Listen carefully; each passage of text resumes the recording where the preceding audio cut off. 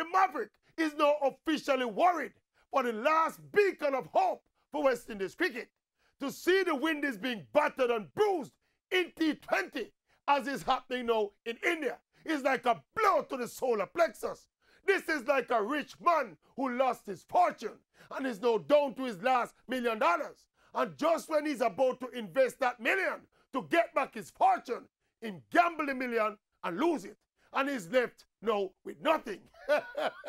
This is where West Indies cricket is heading right now. We were once the rulers of cricket in all formats.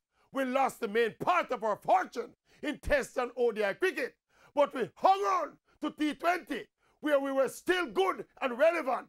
But now we are getting beaten like a punching bag in T20, just like in the other versions. I wonder if you all realize that despite the West Indies being two-time and reigning world T20 champions, we are ranked at number 7 on the ICC rankings. And the fact of the matter is, we are transitioning from a great crop of T20 players, such as Chris Gayle and Dwayne Bravo, Sunil Narine, Kieran Pollard, Andre Russell, and Icon Samuels.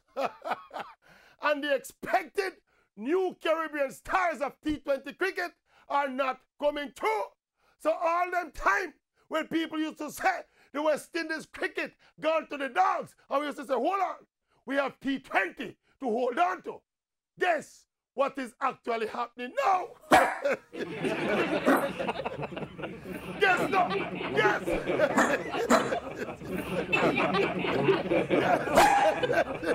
Yes.